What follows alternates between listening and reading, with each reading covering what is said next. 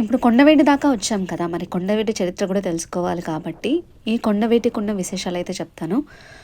కొండవీడు ఇది వచ్చేసి ఈ మధ్య జరిగిన తవ్వకాల ప్రకారం 2-3 శతాబ్దాల శిల్పాలు అవైతే బయటపడ్డాయి. వాటి ప్రకారం అయితే ఇక్కడ బౌద్ధులు నివసించినట్టు తెలుస్తోంది రీసెంట్గా జరిగిన టైమ్స్ ప్రకారం. అండ్ కొండవీడు కోట చరిత్ర ప్రకారం అయితే కనుక ప్రోల యవేమారెడ్డి, సారీ నాకు పలకడం రావట్లేదు, ఆయన రెడ్డి వంశస్థులు క్రీస్తు శకం 1335లో దీని నిర్మాణం అనేది ప్రారంభించనమాట. రెడ్డి రాజులు ఈ కోటని 1928 నుండి 1984 వరకు తమ రాజధానిగా ఉపయోగించారు.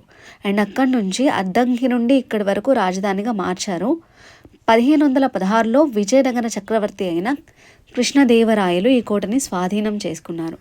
ఇప్పుడు ఈ కోట వచ్చేసి పర్యాటక కేంద్రంగా అభివృద్ధి చెందింది, అంటే టూరిస్ట్ ప్లేస్గా ప్రతి ఒక్కరు వస్తున్నారు.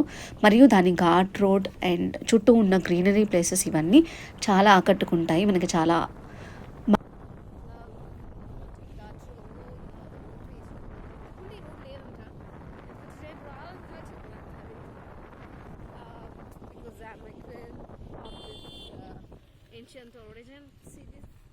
కొండలు గుట్టలు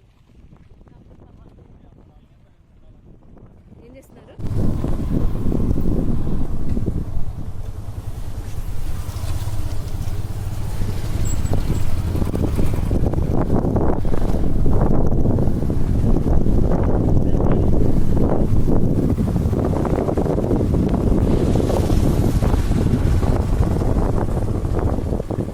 చాలామంది ఇక్కడికి వనభోజనాలకి కూడా వస్తారండి.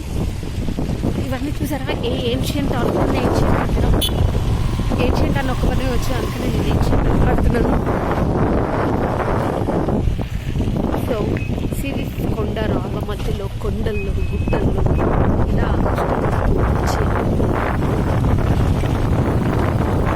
అక్కడక్కడ షెల్టర్స్ లాగా తీసుకుని వాళ్ళు కూర్చొని తినేవాళ్ళు. బట్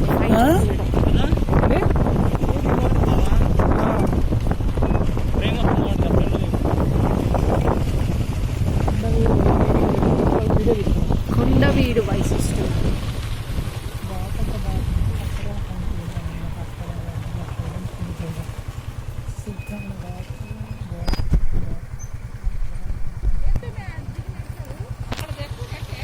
చూసినట్లయితే మీరు చూసుకోవచ్చు.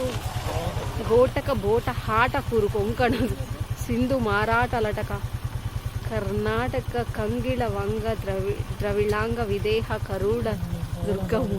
ఏ కరెక్టే నిన్ను